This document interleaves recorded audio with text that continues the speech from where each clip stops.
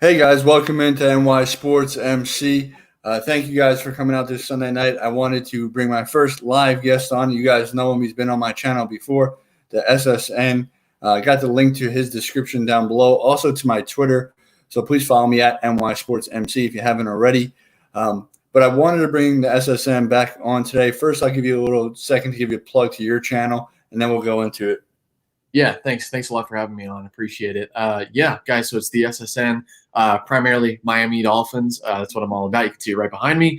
But I do run over some major things going on in the NFL as well. So breaking news for your team, I most likely will cover. So feel free to come check it out. If you like what you see, feel free to subscribe. Yeah. So I wanted to bring you back on here because I know some of my subscribers last time we did the video and I premiered it.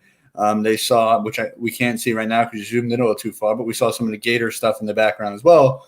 And know that you're a big Gators fan. I don't know if you'll be covering it on your channel or not, but kind of wanted to go into the Jets recently have been drafting quite a bit of Gators. So kind of wanted to get your thoughts on at least some of the players that we drafted this year, because we've seen some of the other guys at least last year, the year before. But P. Ryan and Zuniga, and just kind of get your thoughts on them. How far along do you think they are, and what could Jets fans expect from them this upcoming year? Yeah, so let's definitely talk about Zuniga first. I think Zuniga is the best of the two of those guys. I think he was one of the better Gators to come out. C.J. Henderson, obviously, probably the best Gator to come out. Obviously taken, highest. But Zuniga's not bad. I actually like him a lot. He's got a good, quick first step, and he brings like a pure pass rush, and that's something that I definitely think New York needs. They don't really have a primary pass rusher. Ever since Leonard Williams has been gone out of there. He didn't really do a lot as a pass rusher either anyways, but him leaving, they really do need someone to really kind of come in and just straight up focus on getting after the quarterback. And I really do think Zuniga can provide that. Now the question for him is whether he can stay healthy or not. So last year only played in 5 games. The year before he played in 12. So, he was hurt a lot of this last year, and that's a big question mark for him. That's why I think he fell a little bit.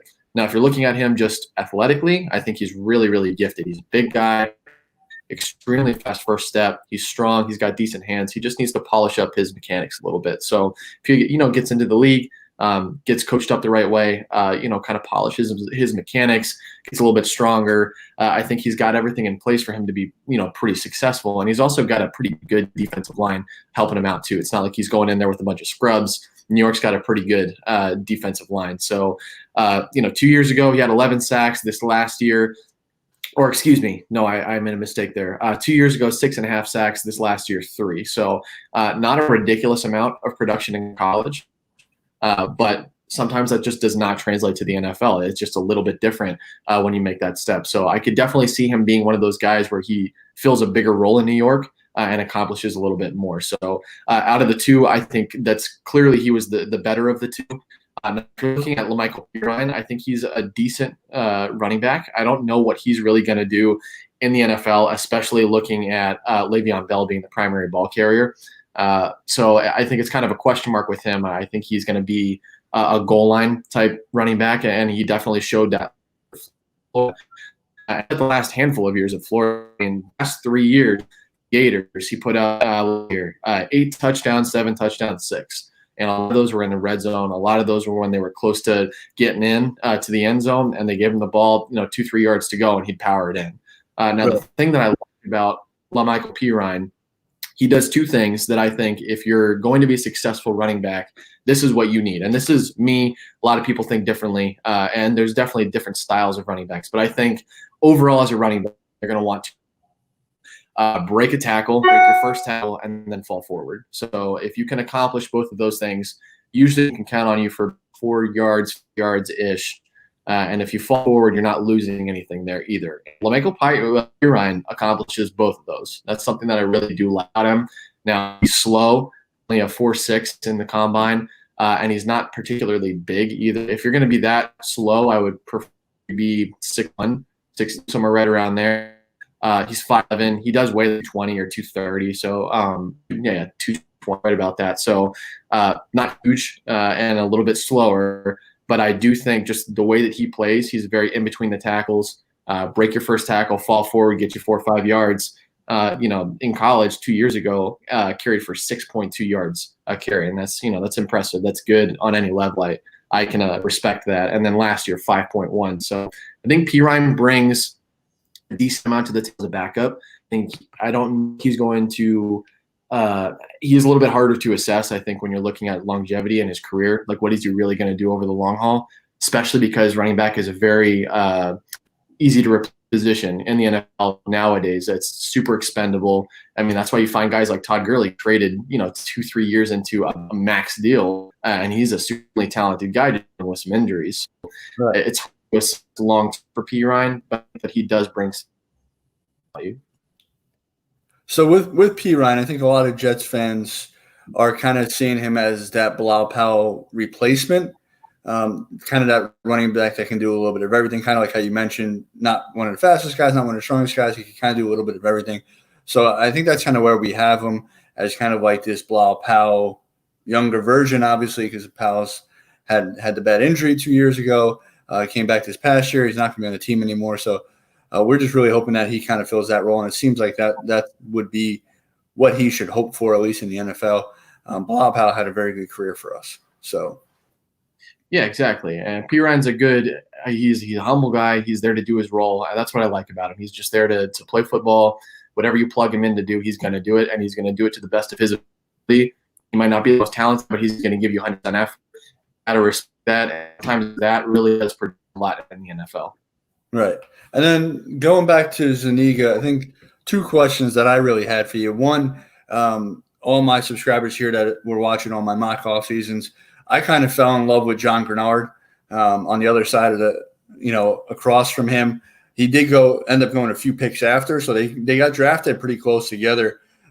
Just what are your thoughts on Grenard and kind of the differences between them? Which one did you kind of have ranked higher? I thought Zuniga was a little bit better. That's my personal opinion. I know that a lot of people were very high on Jonathan Grenard. I like him, but I do think just when you're looking at to get a quick first step out of my rusher, I think Zuniga is just quicker off the snap, and that's a really valuable thing. When you're looking at, I was talking to somebody not too long ago about this.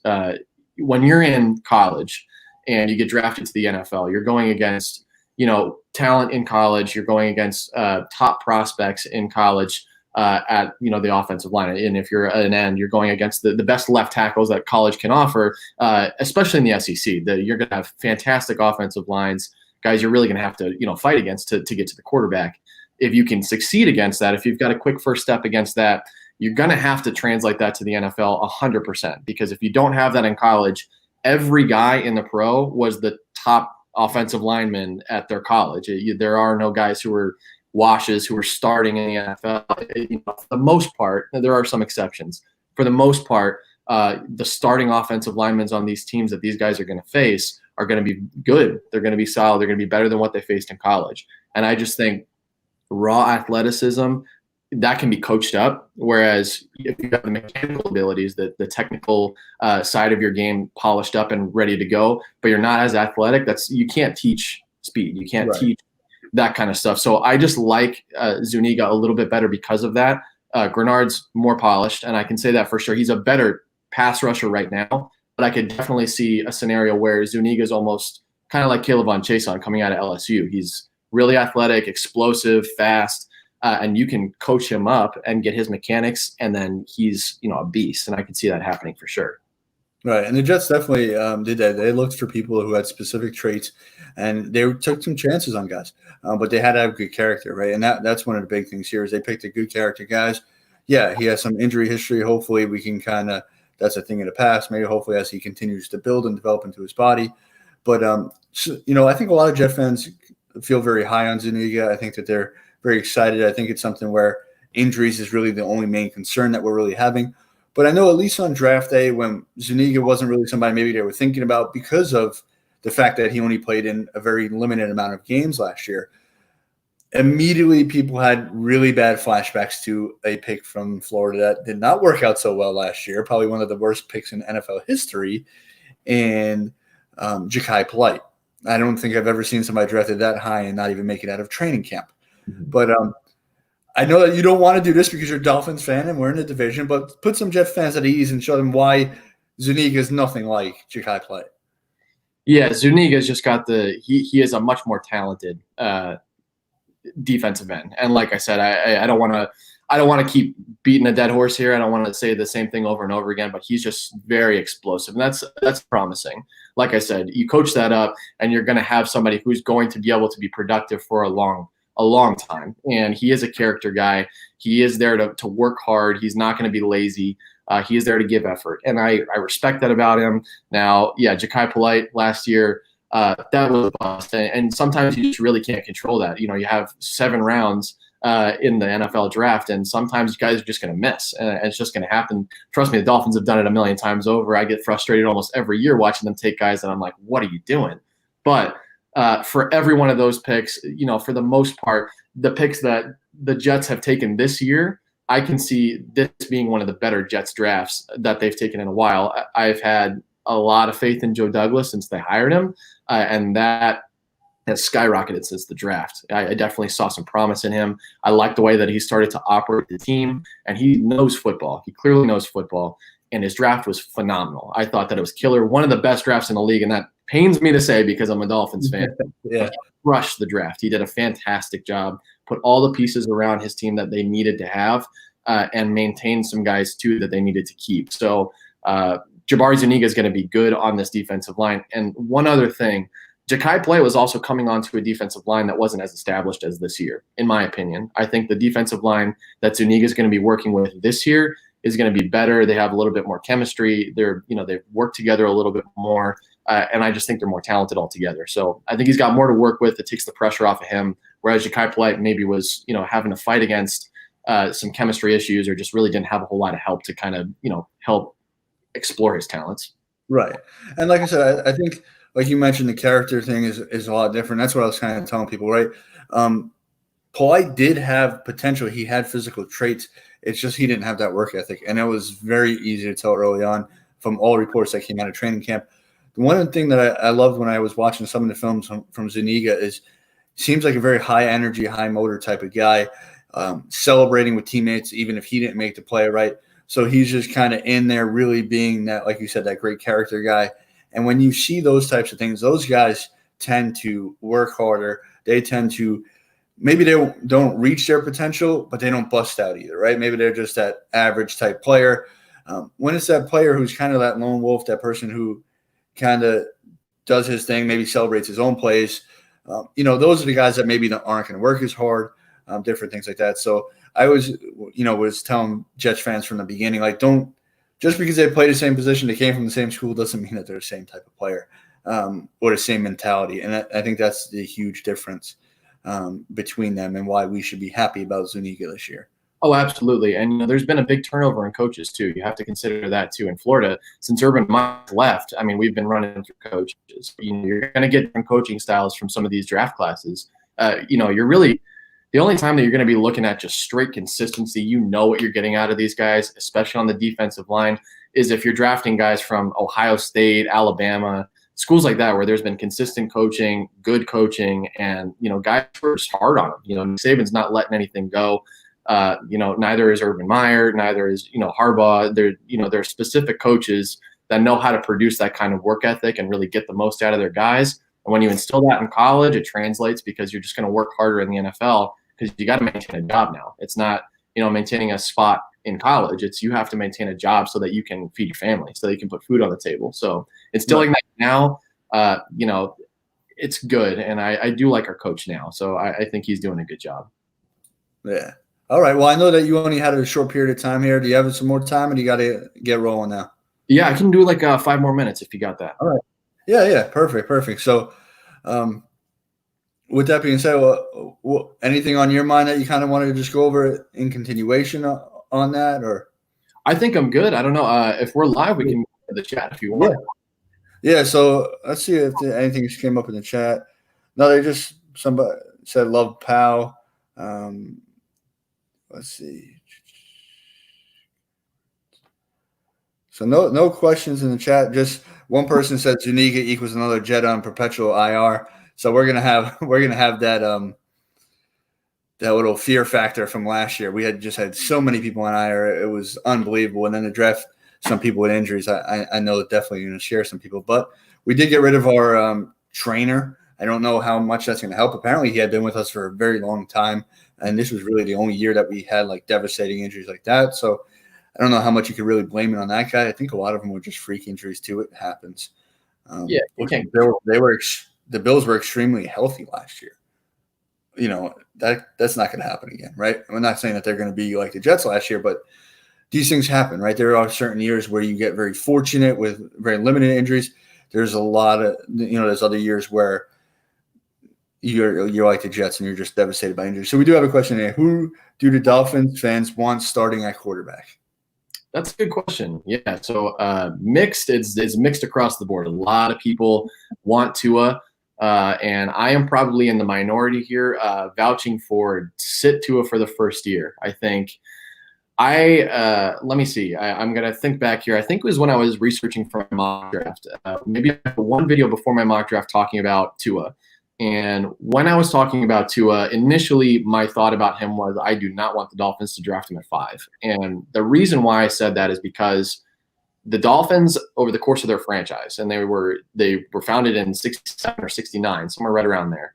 They've been around for a little while, and through the course of their franchise, they've only had like 6 top 5 picks in franchise history. That's like one every decade. I mean, it's pretty much that. It's one every 10 years, somewhere right around there. So for the Dolphins to spend that top 5 pick on someone who's been so injury prone, who's now coming off of an injury that could just career end. I mean, that could be the end of his football career, no more playing. I don't want him starting. I didn't want them to draft him necessarily at 5. I would have rather them take an offensive lineman, prepare for maybe Trevor Lawrence next year, something like that. But they did take him, and I support it. I'm a Dolphins fan, so I want Tua to succeed. But I wouldn't start him this year.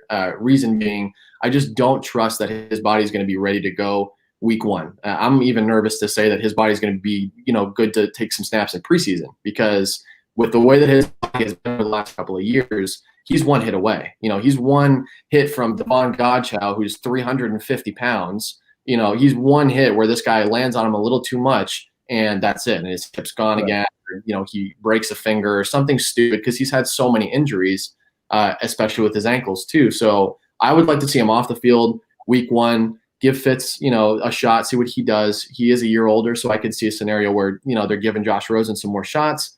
I would like to see personally Josh Rosen take, a significant amount of snaps. I don't think they really lose anything out of doing that this year. They've got the future that they went after. They've put good pieces on this team. I think that it's this team's goal to win games. So I think whoever is the most productive between Fitzpatrick and Rosen is who needs to be on the field. Right. And with the preseason getting shortened down to 2 and the players trying to get it eliminated altogether this year with everything going on with COVID, I think that's all the more reason you sit him. He can't take a few hits in the preseason. He can't kind of get the mesh and the offensive line and the struggles that we mentioned that we expect them to have. Not having the same with the Jets, right? The Jets have 5 new starters, not going to have that time to kind of mesh together. I think it's best to keep him safe. One follow-up question before I get you to go there. So then at number 5, kind of going into it, you look at it, the top 4 guys come off the board. The only tackle off the board at your picking number 5 was Andrew Thomas. Yeah. Would you have rather gone the direction of addressing tackle? You have your number 2 choice out of the top 4 at number 5, and then possibly, like you mentioned, waiting for the quarterback next year, or maybe with that the other pick that you had in the first round. What were your thoughts on that and trying to maybe establish the line first before that franchise, or is Tua too good of a talent? I think a lot of people think Tua is too good of a talent. I think that he is extremely talented. I'm going to get that right out there and say I think he's very gifted. He's a very good quarterback. But I do think there's a lot of question marks. He is obviously the injury, but putting that aside, he's short and he's left-handed. And there's not a lot of successful left-handed quarterbacks that have been in the NFL. And there's not a lot of really short quarterbacks who've been successful in the NFL either. Now, people can say, well, what about Drew Brees? What about Russell Wilson? Those are Hall of Fame, all-time great talent guys. That is a rare circumstance that you draft a guy who is on the shorter end for a quarterback and he's just ridiculously successful. And people saying Baker Mayfield, he had a horrible year last year. Now, I don't think that's all because of his size. But I think size plays a factor, especially, with your offensive line, how you build it, the ability to see the whole field. Now, if it didn't take Tua, I was really going back and forth between, do I want offensive line or do I want Isaiah Simmons? Because Isaiah Simmons is ridiculous. He is so talented. Arizona picking him up was a good pick. I think they should have gone offensive line, but you can't go wrong taking Isaiah Simmons. That guy's a freak athletically. He can do anything you want. He's played almost every position on the defense. So I really did want him, but I think you got to build your team in the trenches, because this is something that I've debated for so long and I've gone over for so long with people. Is you can look, it's a great example if you look at a team like San Francisco. They dominate the line of scrimmage, and you put a quarterback in who is not that great. People have a very high opinion of Jimmy G. I think that he's good, and that's about it. He's not an all-star or a Pro Bowler, excuse me. He's nothing insanely special. I don't have any memory of really seeing a lot of plays from him where I go, oh my God, that was a great throw, or that was a fantastic pass. That's just, that's Pro Bowl talent right there. He's good. He does what he does. He's a game managing type quarterback. He's nothing ridiculous. Not worth a max contract, in my opinion, but that team is extremely successful because they dominate the line every single year. They have a great offensive line to protect him. That way the running game, excels as well, and they have a dominant defensive line. So the Dolphins addressed the defense in free agency, and I think that was something that it was a good move by Flores. He addressed what he knew in free agency, so he knows defense. So he got that out of the way in free agency. He knows what to look for in guys in the NFL. And what he didn't know that well, you go in the draft and you take those guys. So I would have liked to see offensive line a little bit more. And even if we didn't go with that, we had so many picks that we could have moved up, when guys were still sitting there at 10, 12, 14, where Tristan Wirfs went to Tampa Bay at 14. The Dolphins were sitting, 6 spots back? 8 spots back. They didn't move around. They had so much ammunition, and they just kind of sat pat. But I know – when you don't have the franchise quarterback, that's your number one goal. You got to find that franchise quarterback, but it's tough, right? Because we're even looking at it from the Jets' perspective, right? Look at kind of what we did. We got what we assume, and I think he is our franchise quarterback in Sam Darnold. But we wasted quite a few years of his career now because our offensive line was so bad, and he's running around for his life. So I could have understand if they went Wills at number 5, right? And said, we're going to get the line, we're going to build that up. We'll protect Fitzpatrick. We'll protect Rosen potentially, and then if we can't get one with that next pick, right? If anybody fell, or like you mentioned, maybe trade back up and try to get one of these guys, take a shot at it next year. But I understand if you don't have that franchise quarterback, you got to go get him. So it's a tough situation because you want to make sure that there's protection in place for him, but you also got to make sure you get your guy too. So that's why I think he should sit this year. And then if I was the Dolphins, I'm using my number 1 pick wherever it is on an offensive lineman. Yeah, I totally agree. And at the very least, they should have done a little bit more in free agency, especially with guys like Conklin pulling in the same contract that we gave Eric Flowers. I was like, we could have gone after a guy like that and solidified our offensive line. We could have tried to tag and trade with Tooney or from Washington. I'm blanking his name right now, and I don't know why, right guard. But, there were a lot of options. Yeah, sure. Brandon Scherf, thank you. There's just plenty of options. And so one other thing that I remember saying, this was to my dad, we were talking and I said, this I think was draft day because I was so frustrated that they took Tua at 5, and I was on the phone with him like, I get it. I understand it. If people are in love with Tua, that's fine. But, the way that I look at it is if the Dolphins would have had a draft, listen, there's a reason why I'm not a GM. So this was my opinion, but if the Dolphins would have had the draft that I thought they should have, and you solidify your offensive line, get your defensive secondary situated, figure out your wide receivers, get some slot guys, get some guys a little bit later. They had a smart draft. I think that next year, if you're confident in Trevor Lawrence, or if you're confident in Justin Fields or somebody like that, you can sell the farm, because at that point next year, what else is there to address? You've got a good offensive line. You've got a great defensive line. You have good linebackers, you have everything that you could possibly need. At that point, sell the farm, get Trevor Lawrence. You lose nothing, but what are you going to take with those picks anyways? You've got everything addressed. You're not going to take high talent guys because they won't even be able to see the field. So to me, that's what I would have preferred. But I do believe a lot in Brian Flores. I think that he showed so much with so little last year that really anything different on the football field, I have a lot of faith that he's going to be able to do something with it. And then, like I said, there's a reason why I'm not a GM. So these guys know a lot more about football than I ever will, and I totally understand that and accept it. So maybe they just saw something that I totally didn't, and I just root for the best. Right. And I'll tell you what, I appreciate all the time you came on. I know you want to get to editing your video to get it up as well. But it's going to be interesting. Maybe it'll be next time we kind of get on and chat. But talking about those people you may look to target next year, what happens if there's no college football? How much is that going to affect the draft? Because you think about every year, there's people that get into the first round, high up in the first round, that were not projected based on the year before. Right. Like even look at Mekhi Becton, right? He was a starter the year before, but he wouldn't have been a first round pick based off of what he put on film then. But he had a very good year this last year. Showed a lot of improvement. Obviously, he has the massive size and athletic abilities. So there's going to be a lot of people that get pushed down boards. There's going to be a lot of people that get drafted too high. It's going to be very interesting. I wonder how they're going to do that. But like I said, that could be a conversation for next time. Sure. I appreciate you coming back on. You want to give one last shout out to your channel, and then we'll let you get to editing that video. Yeah, appreciate it, man. So yeah, like I said, guys, feel free to come check out the channel, the SSN. Just change the name, make it a little bit easier to say. But I'm doing a total revamp. That's one thing I didn't say. I got a brand new logo, got it designed. I actually have a few different logos that were created and designed and ready to go. Got a bunch of animations, bunch of new music, bunch of different filming that I'm doing. So feel free to check it out. Even if you're not a big fan of the Dolphins, if you want to swing by and just check out the different visuals and audio stuff that I'm doing, I'd be super appreciative. And like I said, if you like what you see, feel free to, comment, like, subscribe, whatever you feel like doing. All right. Thank you. Cool. Appreciate it, man. Thanks a lot. No problem. All right, guys. So hopefully that was pretty good. I know at least on my end, it seems like mine was working pretty well. It seemed like he might have been lagging a little bit. Maybe I'll tell him to hardwire next time.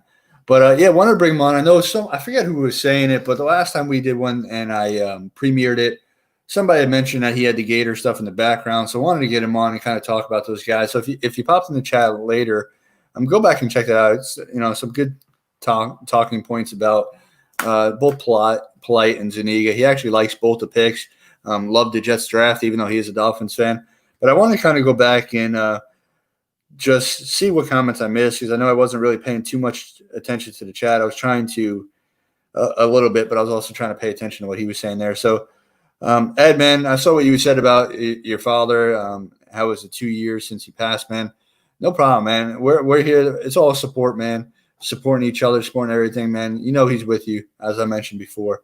So I'm glad that my words were able to help a little bit, because I'm sure that can't be easy.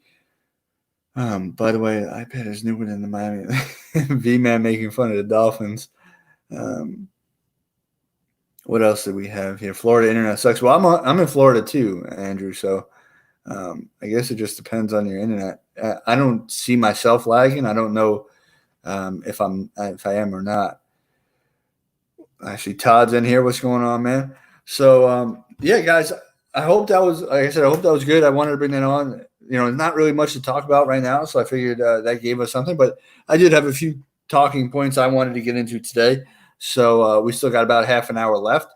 So I retweeted today something from Michael Nania, and it says Sam Darnold took the highest pressure percentage from week 10 to week 17. So the last 7 games of the year.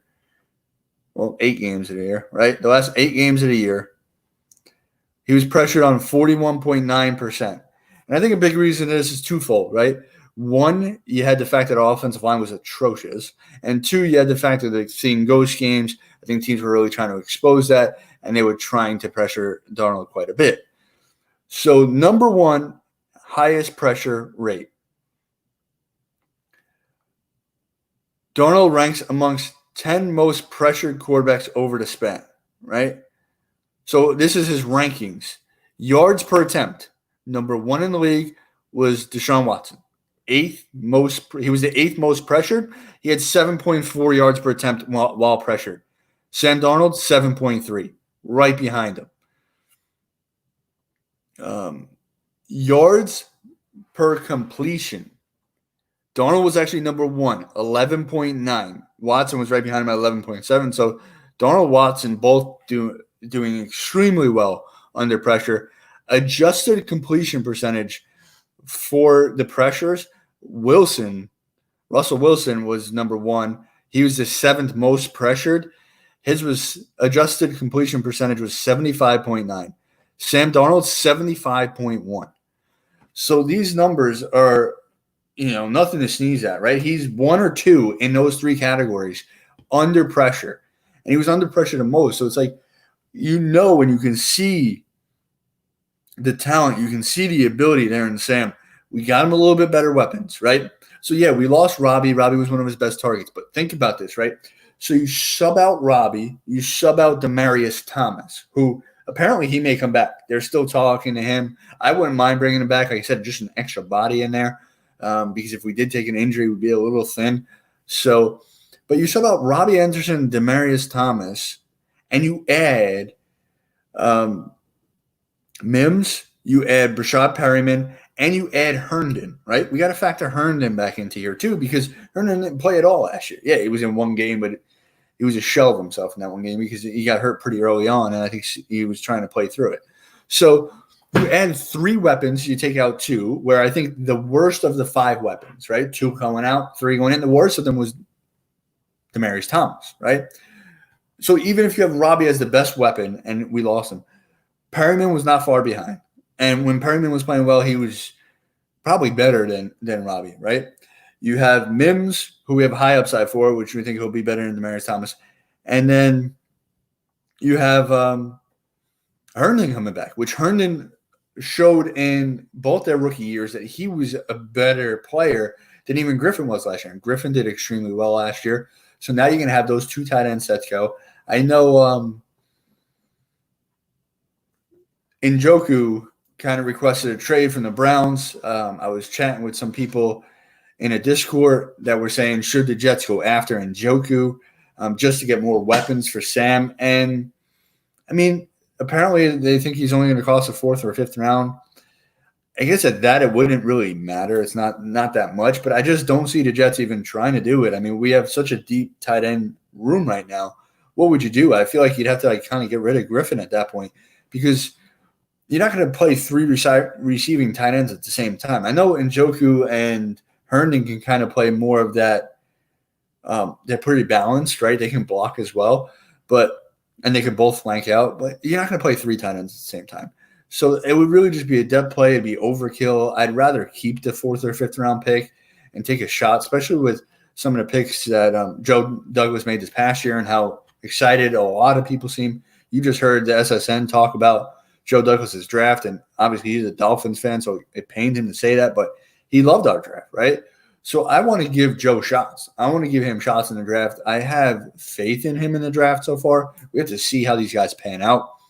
But I think that at the tight end position, it's just not worth it. Give me another dart throw at somebody else at a position of need. He ain't coming back. You're taking away snaps from Cager. That's if Cager makes a team, Steven. I want Cager to make the team, but he may not even make the team. We have to see. Cager is another one, right? Just like we were talking about Zuniga earlier. Injuries. Can he stay healthy? So we'll see. I would love Cager to make the team. I really would. And I've been saying that ever since I kind of did some research after we signed him as undrafted. He's too old. Yeah. I mean, I think Demaryius Thomas is somebody they're just going to keep tabs on. And if we need him, they'll bring him in. If not, fine. Doxson. Yeah, I'm not going to – I've said this before. I'm going in with no expectations for Doxson. So if he can impress, great. If not, I wasn't planning on him doing anything, right? Because you just don't know what you're going to get from him. We haven't seen enough. So I'll take Mims, Crowder, Perryman, Herndon, and Bell over a few teams. Yeah, I think our team and the weapons are sneaky good. And that's why I think that the Jets could surprise a lot of people. If this offensive line can build some cohesion together, which is going to be tough because they're not going to be able to play other people, right? The preseason is going to reduce to 2 games. And even if it stays at 2 games, how many snaps are your starters really going to play in 2 games, right? There's probably going to be one game where they try to get him a decent amount of work, and then the other game, they're probably not going to play him much, right? It's probably going to be like the fourth preseason game or like the first one. The fourth one when they don't play at all, the first one when maybe they only play a series. So if that line can come to a cohesive unit and really protect Sam, I think this offense is going to surprise a lot of people.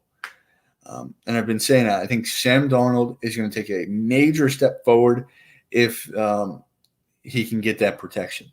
So that's going to be something that can really, really surprise. It might be 0 games after today's story. 0 preseason games or like no season. There's definitely going to be a season, but yeah, there might be no preseason games because the players actually don't want them. They said they don't want to take the risk. It's not worth it, which I understand where they're coming from that. I just let them practice. That's the thing. They'd have to do more scrimmages with themselves and practice with themselves. So at least we have a good defensive line that'll give them a lot of looks, right? And Greg Williams is a very creative mind on defense. So hopefully with that, they'll do, like I said, they'll do a lot more scrimmages, a lot more competitive offense, defense. And I have I have a lot of faith in Greg Williams that he can help to get that offensive line going. Because like I said, if he just gets that creative mind going, gives them multiple fronts, they just kind of show them a bunch of different things. Because we're going to be doing a bunch of different things anyway on the defensive end. So it's not like he's going to be just doing it just to help the offense. His defense is going to be getting some working as well. So that can help us to kind of build in that cohesion on the offensive line. The fact that Greg Williams can kind of dial up a lot of different things on the defensive side of the ball. Dotson, that's why the Redskins didn't keep him. Yeah. Dotson, he had some injuries for sure, yeah. So health is a big thing with a lot of players on this team. The Washington Sun. Yeah, that's ridiculous. Let's not even get into that. They want to change names for what? For what? It's been like that for so long. Now you want to change names? Why don't you change every name then? The Cowboys offend me because they used to kill the Indians. Change the Cowboys name too. Change the Dallas Cowboys to the Dallas Jamal Adams. But it's just crazy. Where do you draw the line? Like, the countries are so sensitive now. But again, this is not a political talk show, so let's get off of that. But yeah, back to that. I really think that Sam's been putting in a tremendous amount of work too. You see videos of him throwing all the time. Every word that you hear, people are just really, really excited about what his potential is for this year, what he can really do, how well he's looked in training. So Jordan Palmer has went on several times saying how impressed he is with the progress he's made, with all the different things. Josh Allen has even said it too. If you want to go to a competitor right there, right? Josh Allen, they've been working out quite a bit together, and he said he's been very, impressed with Donald. He's learned a lot of different things from Donald, which sucks, man. Like, our competitor and our rival in the division is picking up tips from our quarterback. So I don't like it. I don't like it at all. I hate that they're good friends. I wish it was back in the day, like Bird and Magic, like they wanted to kill each other, right? They wanted to beat each other. They're not going to be working out in the offseason together. You didn't see Jordan and you and him working out together, right? So these people, but now everybody's friends. Everybody loves each other. If we could get a pass rusher that would take away the double team on Quinnen Williams, then he could be a beast. Yeah. So Andrew, hopefully that could be Zuniga. I mean, the SSN spoke very highly of him. Thinks he's got a lot of abilities. Obviously, injury is the key concern there, but he does have that first step. He does have that motor. We have to see, right? So I think if Zuniga can be even just like Jordan Jenkins for this first year, have like a 8-8 sack on each side, I think that can open up a lot of stuff for the inside for Quinnen Williams and things like that. So we may not have, and we're not gonna have an elite edge rusher this year. There's just no way. But if we can just have it coming from multiple sources, that is pretty pretty good as well, because now, yeah, you don't got that one guy that's drawing that double team that's maybe opening somebody else up, but you have a bunch of people that they have to worry about. And with a mind like Greg Williams, well, who's coming, who's not coming, you can kind of start to play that game where you're just confusing people because you have so many different people that can rush from so many different angles. So while we don't have a 15, 18 sack guy, if we can get a few guys getting closer, closer to double digits, if we get, Jenkins around 8, Zuniga around 6 or 8. If we get Henry Anderson back to about 6, he had 8 the year prior, so it wouldn't be. You get Quinton Williams to 6 to 8, right? You get all these people that range, and your team is accumulating quite a bit of sacks. So, and if Jamal Adams is still on the team, right, always that threat for him to come from the outside, the inside, whatever. So you just have multiple people coming from all over. Which is pretty good. Just natural talent with Bird Magic, Dr. J. Yeah. Oh, of course, natural talent. But what I meant by that more was just the fact that they were just really competitive with each other. They weren't working out with each other.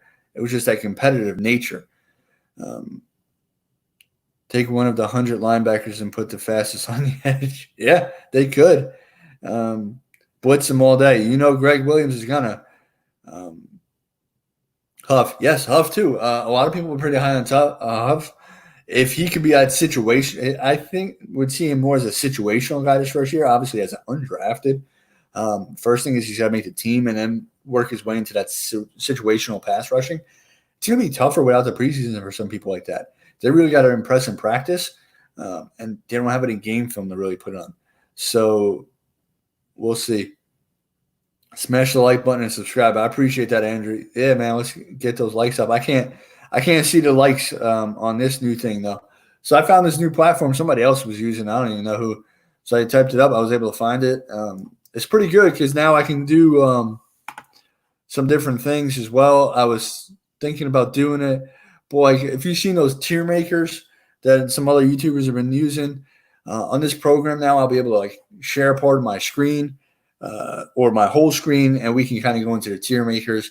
Maybe we'll do that for next week. We got about 15 minutes left. I don't want to run through it. But we can do a lot more different things. Like I said, I just kind of found out about this. It's a pretty cool program. But it's just an interesting time, man, with sports. So now baseball's coming back soon. Basketball's coming back soon. The good thing is that these sports are coming back before football. They can kind of work out all the kinks and really get it going so that hopefully football goes off without a hitch, at least the regular season, right? We don't care about the preseason. The neon stuff is cool. What neon stuff?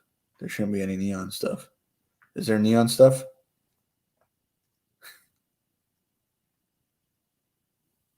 Okay, I have to work tomorrow. All right, see you, Steven. Appreciate you coming by. But I'll see you tomorrow night on the live stream. But yeah, so what was I saying now? Yeah, with the league, it'll be interesting, like I said, because they'll have some like baseball and basketball. They're kind of coming back, and they really have nothing to look at unless they're looking at European soccer and things like that, because those sports have been back. But football will now have baseball and basketball to kind of look at what they did, what worked, what didn't work, and they'll still have some time to kind of make some fine tunings to what they have to do to make sure that we can have a full season. Some other guys are doing neon. I don't know what neon is. I don't know if that's another program, but I can look that up.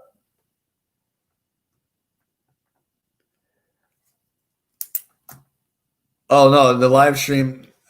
Steven's always on that live stream. Jets 24/7 talk. He's live every Monday, so I usually pop in for a little while, and I'm just in the comment section, just chatting it up with you guys too during that. So that's what I was just referring to there.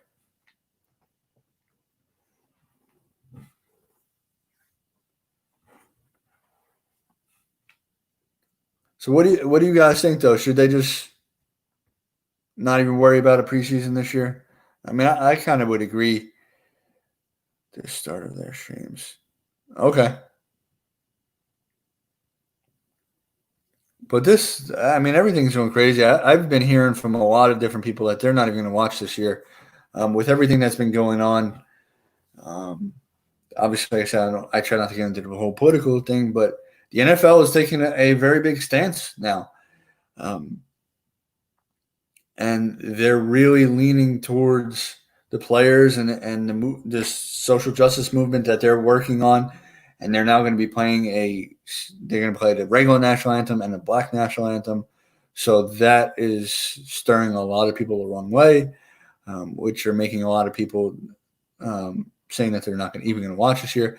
I just always think it's tough when you're, and that's why I try not to get into it on the channel, because it's tough when it's a product for the masses, right? Like, so this is a YouTube channel. I mean, I only have 170 subscribers, right? But want to get more. A lot of people watch it. But you have the NFL that is millions of people watch, and now they're taking this hard stance on one side, and you're going to upset people, right? And you're going to get a bunch of people that are going to feel a certain type of way, and that's just the risk that you take by taking a stand in anything you do, right? So it's going to be interesting to see how ratings could potentially be affected, different things like that. I hear 2 preseason games, 1 home, 1 away. Yes, Ed, so that's what it is as of right now, 2 preseason games, 1 home, 1 away. The NFL got rid of 2 of them. The players and the NFL Players Association has agreed that they would be fine with no preseason games. The league has not announced yet if they're going to do that and nix the other 2 as well. But for now, it is 2 games. And the Jets' 2 games would be the Giants and the Eagles. So those would be the 2 that they would play if they play 2, which is good because we don't have to travel very far with those 2. Skip the preseason. We don't need Sam getting to woof. Yeah, it's tough because it's like we don't need anybody getting sick or hurt or anything, but we also need our players to get some reps together against somebody else. But it would be really interesting to see if they do keep it at the 2 games, how much are starters going to play? Like I kind of mentioned, is one of them going to be like preseason week number 3? So, week 1, your starters play 1 drive. Week 2, maybe a quarter. Week 3 is where they play like that first half. And maybe if they didn't end well, maybe they'll get the first drive of the second half to end on a good note. Week 4, they don't play at all. So if you only drop it down to 2 games, which 2 games is it, right? So are they going to not play at all, like week 4 in one of them? Or are they going to play a whole bunch like week 3? Or are they going to play a little bit like week 1 and week 2? So not really sure what they would do here. He needs a lot of practice with new wide receivers. Yeah, well, that's the good thing. Like, not having those 2 extra games, you don't have to travel to one of them. One of them would have been home, so it doesn't really matter. But you get extra practice days, right? You don't have to really prep for a team when they don't really do much prep for teams in preseason anyway. But gives them more practice time, gives them more time to work together. It also, since you're pushing it back 2 weeks, now they're going to kind of do a bunch of stuff in the beginning without pads, kind of like a mini camp, and then they'll get into padded workouts like the regular training camp. So they're pretty much making it like the mini camps that they missed. They're giving them some extra time to kind of ramp up. It's been 20. Yeah, it makes sense, Ed. So the teams get to choose who they want to play in the preseason. So that's why you're always going to see that we play the Giants and we play the Eagles. It's probably going to be every year moving forward because it just makes too much sense. Why do you want to travel so much with your team in the preseason, right? You can go right down the street to Philly, right? It's not technically down the street, but that's what it is compared to some of these other teams. And the other one that's in the same building, right? So every other year you get 3 games where you don't leave your stadium. You're only leaving for one of those preseason games. So it makes too much sense. They're going to definitely leave that. What's going to be interesting is with all these sports now, right? So baseball is coming out. I don't know how many of you guys are big baseball fans, but the National League, something that had been discussed for a while, because of the reduced season, they're actually going with the DH. So I don't know if they ever go back, right? So now this is something that maybe forces that change, and then that change goes well, and it sticks. So the preseason, right? That's been a big sticking point. A lot of people have said and wanted it to go down to 2 games for a while. Now, if they drop it down to 2, who's to say if they ever even get those 2 games back? They may just be like 2 from move forward. That was fine, right? If you don't see a bunch of injuries in the beginning of the season or anything like that crazy, right? We're like, oh, look, see, this is why we need extra preseason games. They could probably very easily just never bring them back. When will they report? So I don't have the exact date on hand, but it's the same date that they were originally supposed to report. That has not moved. So I believe it's in August. The report date has not changed as of now, but they're getting 2 extra weeks in the sense that the preseason games, because they took out week 1 and week 2, are now 2 weeks later. They kept week 3 and week 4. So you have an extra 2 weeks of your training camp before you actually play in a preseason game. Still reporting on the same day, though. At least as of now, they're not moving that part of it. So they'll still be reporting, like I said, in August. Let me see if I can get that date for you real quick. New York Jets.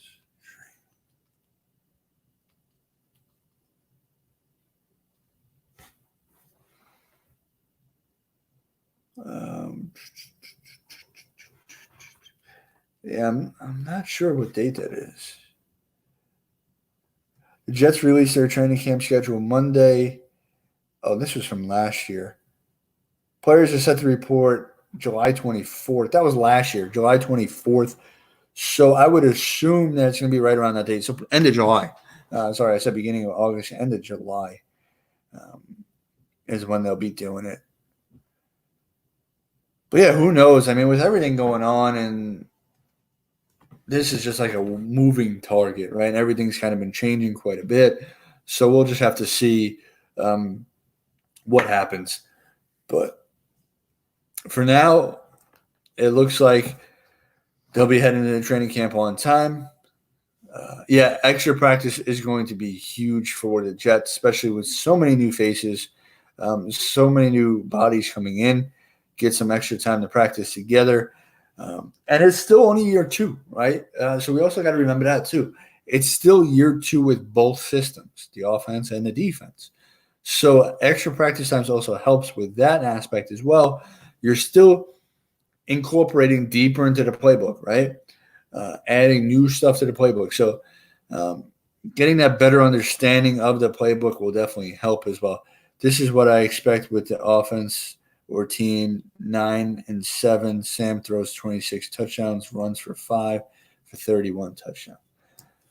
So I have us 9-7 or better. I think that it's definitely doable because if you look at it, our defense should be top 10, top 5. We were top 10 last year. So it's not like I'm going out on this huge limb. We were top 10 last year. We had an all-pro and we had a Pro Bowl caliber player to the middle of that defense. And no reason why we wouldn't be top 10 again and potentially top 5, right? We got rid of dead weight on the corners. We got new corners in there that, yes, they're not going to be like the Patriots corners. They're not even going to be like the Dolphins corners or like the Bills corners, right? Anybody else in our division's got really good corners. But they're going to be a heck of a lot better than what we trotted out there last year, right? Even if it's the same people, they just have that extra year in the system, an extra year of developing, right? Plus, on Austin, everybody thought he was going to redshirt last year, ends up playing a few games and playing pretty well. So 2-a-days, no, and they won't do 2-a-days. I don't think they're allowed to even do 2-a-days anymore. Are the Jets and Giants going to practice at MetLife? No, I think they're going to practice at their – I think the Jets will be at Florham Park. I think they're going to be at their facility practicing over there. And the Giants will be wherever their facility is. I think they're going to stay at Florham Park. It's not like it's that far anyway, and they got a nice facility there with a lot of fields. To practice at MetLife, you only have the one field, and I think they got like a bubble in case it rains. But I don't think you have enough, area to practice at MetLife. So no, they'll definitely be at Florham Park. Like I said, you're going to have 90 people. How are you going to practice 90 people on one field, right? Plus, they don't want to be playing on the field and trying to get ready for games, and both teams are practicing. Then you got to choose time to practice, and it's just summertime and it gets really hot from time to time. Now you got one team practicing late afternoon. I just don't think they're going to do that. Yeah, they're going to stay at their facilities. So Jets will be at Florham Park. Plus, you got all the coaches. They all got their offices there, and they're going to be a lot more comfortable over there. So that's what's going to be. Training camp should hopefully be as normal as possible. Just the added 2 weeks without those 2 preseason games. So that's what they got going on. There really hasn't been much Jets news. I haven't done a video since our last live stream because I really just didn't know what else to talk about. I never finished the series, but safeties, I was kind of like, we have the best safety group if Jamal's here. If Jamal's not here, right, it's kind of a toss-up. But and I didn't do a specialist either. I know I think it's Andrew that always gets on me about the specialist. But 2 things I did want to mention before we kind of signed off here. So was on the Jets YouTube or the Jets Twitter. But Brent Boyer, our special teams coordinator, had a nice little video session where he was breaking down Ashton Davis and saying how much of a dog he was and, how valuable he's going to be on that special teams unit, which is going to be key for him. It's going to be key for the team, right? The special teamers are very, very important. So he was just showing how he was wrecking plays on the kickoff team, how he was taking out multiple people and was forcing – it was the one play we saw was a return to the right, and he forced the way he took that outside shoulder and really got control. He forced the guy to cut it to the left where there was not as many blockers because the return was supposed to go right, and they were able to stop him pretty far back. So Ashton Davis is going to be a huge factor on the special teams unit. I think he'll be a rotational piece on defense, being some of those sub packages. Kicker, we're not talking about the kicker right now. I already said the kicker is going to be a competition between the 2 guys, at least to start. But it was really cool to kind of see him talk about Ashton Davis. You know that he was definitely – that was a Boyer and a Greg Williams pick for Ashton Davis. I think he's going to contribute in a lot of different ways. And I don't know if you guys heard, it came out earlier today, Mims was playing video games. And I don't know how these players – I mean, maybe he just didn't care, but you have to know better. You have to know that when you're on there streaming, if they find out that you are a professional athlete, they're going to be recording, and it's going to get out if you say something. So you had the whole Zeke Elliott saying that he was high or whatever he said or something like that. But you had Mims playing something, and somebody asked him about like when he interviewed with the Eagles and how he didn't seem like he had fun interviewing for the Eagles. And he goes, I didn't like that dirty trash city. There's a few expletives in there, but it's funny because now a bunch of New Yorkers like, yeah, because, New York and Philly are always so competitive. So I just thought that was pretty funny, but he had to know that was going to happen. But, I mean, it's not like he said anything real bad. I mean, would the Jets rather him probably have not said that? Probably, but it's not something that'll be huge headline news. And it's the Eagles, so it's not like it's we're not the Giants, so it's not like it's going to be bulletin board material for 2 games. We don't even play them this year. So not a big deal. But let me know, guys, in the comments on this. Oh, Joe just popping in now as we're getting ready to sign off here. But let me know in the comments on this live stream if you guys have any ideas of anything that you want me to go over, any kind of topics that you want to talk about. Let me know, man. I know the time's a little slow right now until we get to the end of the month where training camp will hopefully start. And then we'll have some more stuff to talk about because there'll be news coming out from training camp. But if there's any videos you want to see right now, please let me know in the comments on this. I'll check it out and address them accordingly. But, yeah, just trying to figure out what else we can kind of put on the channel. I want to do training camp battles, but I think that'll be something better to do during the battle so then we can kind of do like weekly updates and kind of just see how it's going from the news. Joe, you're good, man. Don't worry about it, but definitely go back, check out the beginning. I had the SSN on again. I know that his video quality was a little laggy. and I apologize for that. We will work on it. This is my first time using this software. But he did have some, if you can catch what he was trying to say and through the lag, he had some great insight on P. Ryan and Zuniga, because he is also a Gators fan as well. So that was very good to kind of pick his brain on that a little bit and just kind of see what his thoughts were on those players. Do show on Joe Klecko. So I don't know if I'm really into like doing about the guys from the past. I mean, Joe Klecko was a beast and should be in the Hall of Fame. It is a travesty that he's not. So early part of his career, the sack wasn't even like a recorded statistic at that point, but he has numbers to get in. His numbers would have been even better if they were counting them in the beginning of his career. There's so many people too that are in the Hall that have said that he needs to be in. It's a shame that he's not. But I don't know, like, if I'm really going to go back and talk about, like, old-timers. I kind of want to I really enjoy talking about the present team and what I think is going to happen for this upcoming year. But like I said, I think next week what we'll do is I'll kind of play around with this tier list. Maybe we'll do some kind of tier. I don't know if we'll do, like, all the quarterbacks, if we'll do, like, the Jets. Maybe I'll set up – you can set up a custom one. So if I have some time, I'll try to get in and create a custom one where I can do the Jets for this year and kind of rank all the players that are going to be on the roster. Because when I looked on the tier list, it was only showing me last year's roster. So obviously I don't want to do that. But if I have the time to go through it and really put it all in, it seems like it's a little labor intensive to create your own. But I'll check it out and see if I can do it.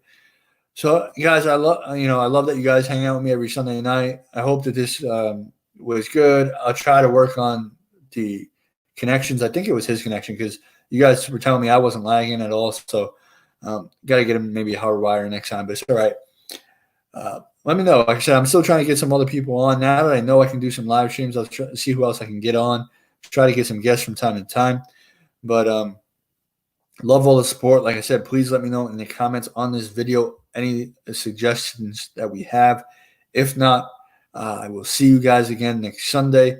I'll be hanging out probably tomorrow night in Jets 24/7's chat, so we can chat up on there as well. But as always, Jet up.